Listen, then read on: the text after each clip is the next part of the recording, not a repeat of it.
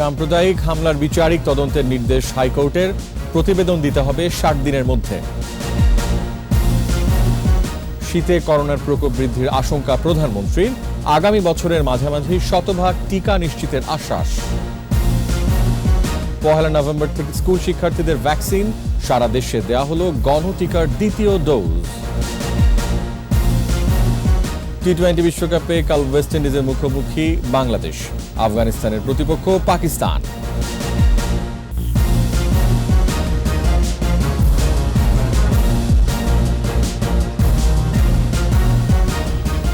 শুনছিলেন first security ইসলামী bank limited সংবাদ শিরোনাম। আমন্ত্রণ জানাচ্ছি রাত 9টার 21 সংবাদে। আপনাদের সাথে আছে আমি রিয়াজ হাফিজ।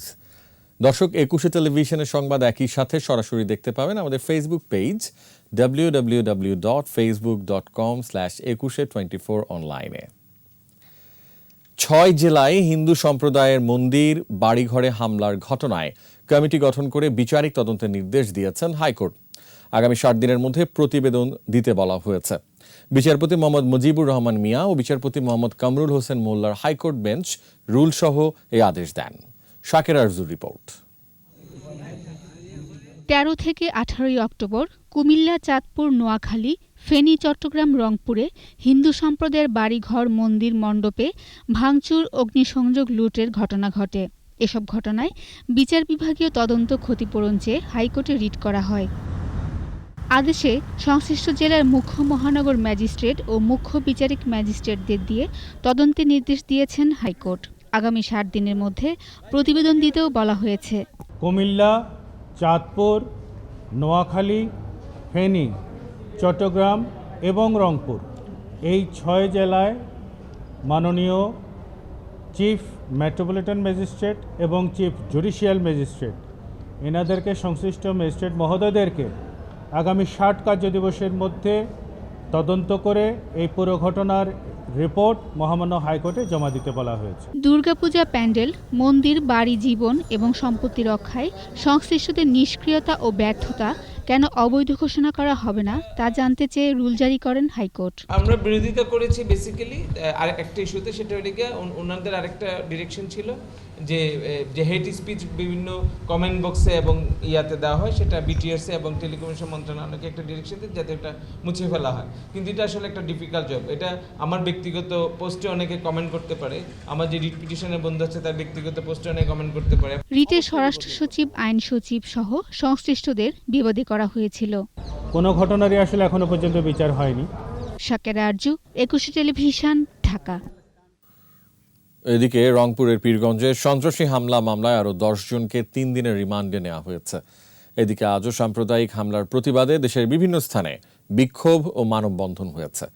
প্রতিনিধিদের সহায়তায় আরও জানাচ্ছেন সমর ইসলাম। পীরগঞ্জে সনাতন ধর্মাবলম্বীদের বাড়িঘরে হামলা মামলায় গ্রেফতার 2 শিবির নেতা সহ 10 জনকে 3 দিনের রিমান্ডে নেওয়া হয়েছে। বৃহস্পতিবার রংপুরের সিনিয়র জুডিশিয়াল ম্যাজিস্ট্রেট এলাহি খানের আদালত এই আদেশ দেন। কুমিল্লার নানোয়ার দিঘির পারে ক্ষতিগ্রস্ত অস্থায়ী পূজামণ্ডপ পরিদর্শন করেন ধর্ম প্রতিমন্ত্রী ফরিদুল হক খান। সেখানে তিনি সাংবাদিকদের বলেন, অপশক্তি যে দলেরই হোক তাদেরকে প্রতিহত করতে হবে। আমরা অসাম্প্রদায়িক বাংলাদেশ গড়ে তুলব এবং অসাম্প্রদায়িক বাংলাদেশ হিসাবে আমরা সবাই চলব। এদিকে সাম্প্রদায়িক সম্প্রীতি বজায় থাক, সম্প্রীতি বন্ধন অটুট থাকুক এই আহ্বানে চট্টগ্রামের বাঁশখালীতে সমাবেশ ও মানববন্ধন করেছে বাঁশখালী আইনজীবী সমিতি। চট্টগ্রামে জশ্নে জুলুস ঈদে মিলাদুন্নবী মাহফিল থেকেও সাম্প্রদায়িক সম্প্রীতি বিনষ্টকারীদের বিচারের দাবি জানানো হয়। মুক্তিযুদ্ধের চেতনার অসাম্প্রদায়িক বাংলাদেশ বিনির্মাণের দাবিতে খুলনায় মানববন্ধন হয়েছে। একই দাবিতে বরগুনা, জামালপুর, নাটোর, রাজবাড়ী সহ দেশের বিভিন্ন স্থানে মানববন্ধন ও সমাবেশ হয়েছে। সমর ইসলাম, 21 টেলিভিশন। শীত মৌসুমে করোনার প্রকোপ বৃদ্ধির আশঙ্কা আছে, তাই স্বাস্থ্যবিধি মেনে সতর্ক থাকার নির্দেশ দিয়েছেন প্রধানমন্ত্রী শেখ হাসিনা। আগামী বছরের মাঝামাঝি সময়ের মধ্যে শতভাগ টিকা নিশ্চিতেরও আশ্বাস দেন তিনি। বিস্তারিত জানাচ্ছেন আকবর হোসেন সুমন। শীতকাল সামনে রেখে প্রধানমন্ত্রীর ত্রাণ ভাণ্ডারে জমা পড়েছে কম্বল ও নগদ অর্থ। প্রধানমন্ত্রীর কার্যালয়ে মুখ্য সচিবের মাধ্যমে দেশের 37টি আর্থিক প্রতিষ্ঠান 26.5 লাখ কম্বল ও নগদ 10 লাখ টাকা অনুদান দেয়। গণভবন থেকে ভার্চুয়ালি অনুষ্ঠানে যুক্ত হন প্রধানমন্ত্রী শেখ হাসিনা। যে কোনো দুর্যোগে মানুষের পাশে থাকার আহ্বান জানান প্রধানমন্ত্রী। যে কোনো দুঃসময় আমি দেখেছি যে আমাদের ব্যাংক অ্যাসোসিয়েশন সবসময় এগিয়ে আসেন এবং প্রত্যেক ব্যাংকের পক্ষ থেকে সবসময় সহযোগিতা করে থাকেন। এমনকি এটা আমাদের বলারও প্রয়োজন হয় না, কিন্তু আপনারা নিজেদের থেকে এগিয়ে আসেন যে মানুষের কল্যাণে কাজ করার জন্য।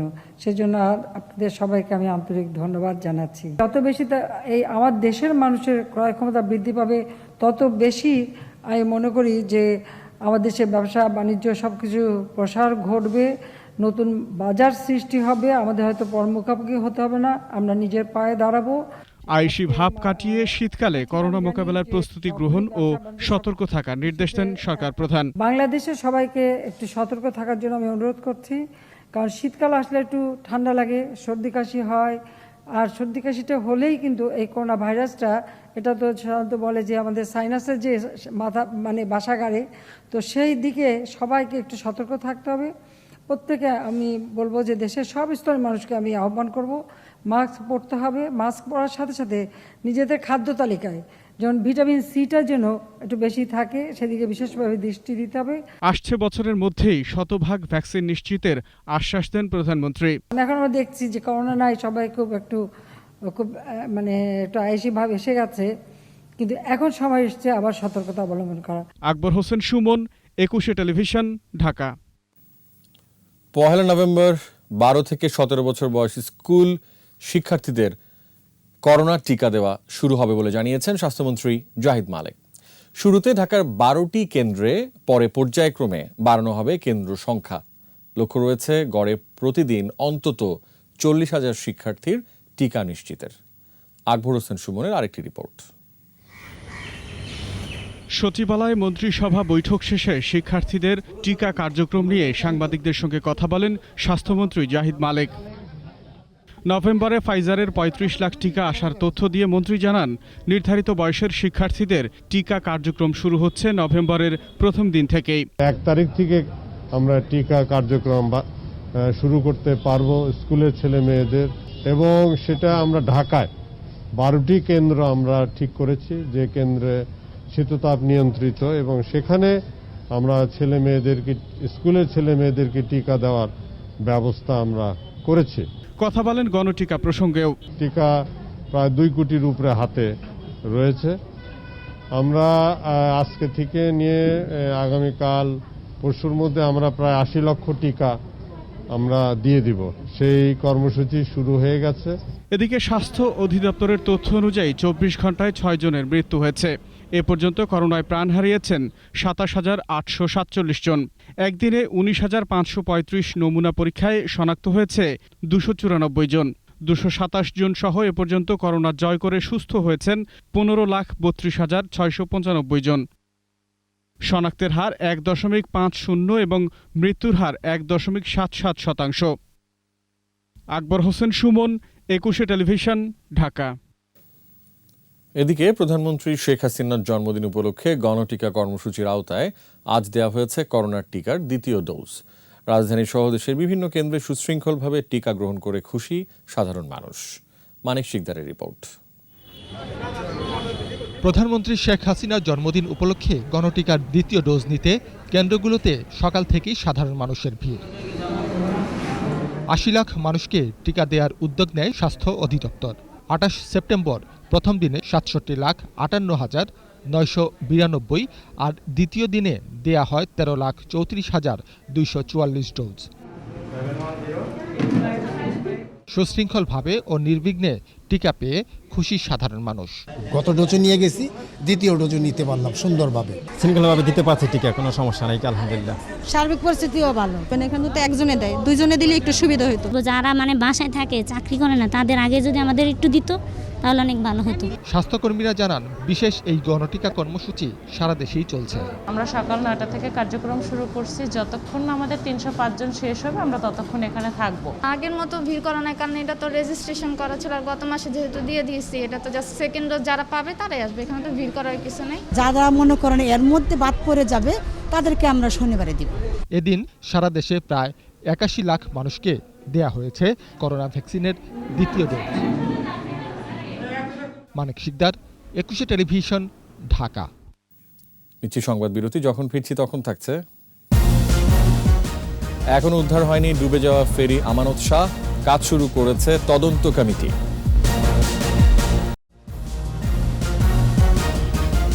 আবারও আমন্ত্রণ রাত 9টার 21 সংবাদে। ই কমার্স প্রতিষ্ঠানগুলোকে 2 মাসের মধ্যে বাণিজ্য মন্ত্রণালয় থেকে নিবন্ধন নিতে নির্দেশনা দিয়েছেন প্রধানমন্ত্রী শেখ হাসিনা। মাহমুদ হাসানের রিপোর্ট। সচিবালয়ে মন্ত্রিপরিষদ বিভাগের সম্মেলন কক্ষের বৈঠকে গণভবন থেকে ভিডিও কনফারেন্সের মাধ্যমে যুক্ত হয়ে সভাপতিত্ব করেন প্রধানমন্ত্রী শেখ হাসিনা। বৈঠকে ই কমার্স নিয়ে আলোচনা করা হয়। আগামী 2 মাসের মধ্যে নিবন্ধনের সিদ্ধান্ত আসে বৈঠক থেকে। নিবন্ধন পাওয়া ই কমার্স প্রতিষ্ঠানগুলোর নাম জনসাধারণের মধ্যে প্রচারের ব্যবস্থা নেয়ার নির্দেশনা দেন প্রধানমন্ত্রী। বৈঠক শেষে একথা জানান মন্ত্রিপরিষদ সচিব খন্দকার আনোয়ারুল ইসলাম।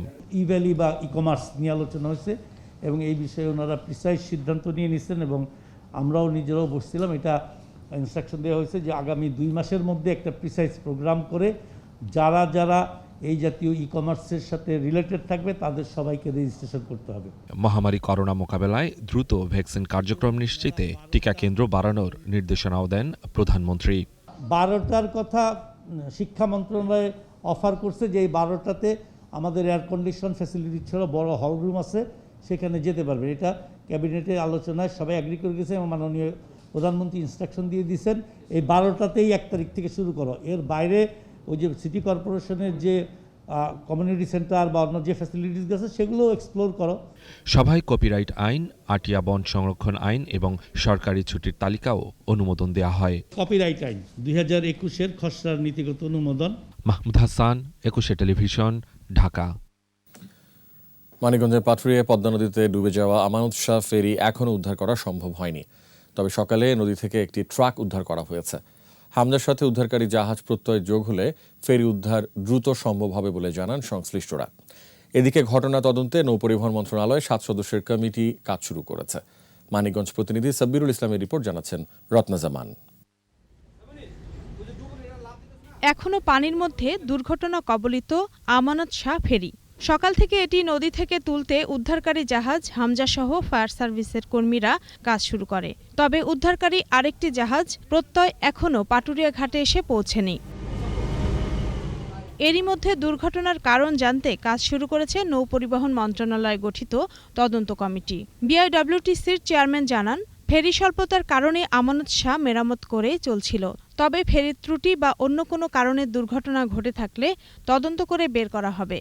শিপিং মিনিস্ট্রি থেকে একটা পাওয়ারফুল তদন্ত কমিটি গঠন করা হয়েছে। অতিরিক্ত সচিব উন্নয়ন মহোদয়কে আহ্বান করে 7 সদস্য বিশিষ্ট এই কমিটিতে অন্যান্য বিআইডব্লিউটি, টিসি, আপনার আরও আপনার বুয়েটের একজন ইঞ্জিনিয়ার থাকবেন, নৌ অধিদপ্তরের প্রতিনিধি থাকবেন। ওনারা তদন্ত করে যা পান, যে দোষী তাকে উপযুক্ত শাস্তি আমরা দিব। এখন পর্যন্ত প্রাণহানি বা কোনো নিখোঁজের খবর পাওয়া যায়নি বলে জানায় ফায়ার সার্ভিস। কোনো লোক এই ঘটনাস্থলে এসে আমাদের বলে নাই যে আমাদের একটা লোক মিসিং আছে। এই ধরনের তথ্য কোনো ব্যক্তি আমাদের কাছে বলে নাই বা আমরা জানি না। আগামী জানুয়ারি-ফেব্রুয়ারিতে 12টি নতুন ফেরি বহরে যোগ হবে বলে জানায় বিআইডব্লিউটিসি। রত্না জামান, 21 টেলিভিশন। এসআইবিএল ব্যবসা বাণিজ্যের খবর।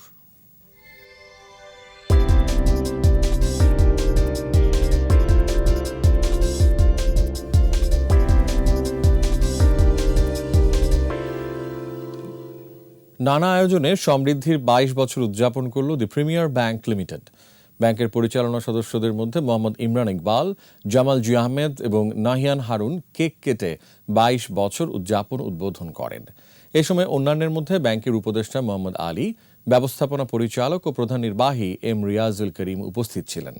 প্রিমিয়ার ব্যাংক দেশের বিভিন্ন খাতে উন্নয়নের ক্ষেত্রে গুরুত্বপূর্ণ ভূমিকা পালন করে আসছে বলে জানান ব্যাংকের প্রতিষ্ঠাতা চেয়ারম্যান বীর মুক্তিযোদ্ধা ডাক্তার HBM ইকবাল।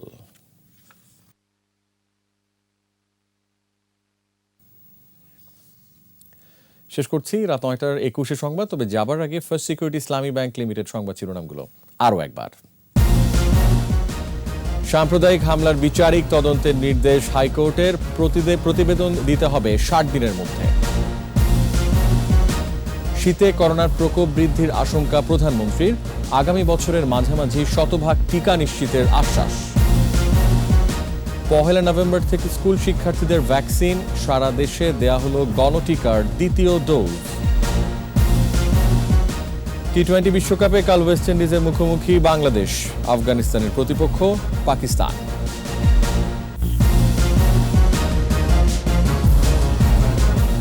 সর্বশেষ খবর জানতে ডায়াল করুন 2024 নম্বর আর ভিজিট করুন 21.tv.com ওয়েবসাইটে। এছাড়া ফেসবুকে লগ ইন করতে পারেন facebook.com/2124 অনলাইনে। আমাদের পরবর্তী সংবাদ রাত 11টায় দেখার আমন্ত্রণ রইল। দর্শক, স্বাস্থ্যবিধি মেনে চলুন, সুস্থ থাকুন, 21 সংবাদ দেখুন, সঙ্গে থাকুন।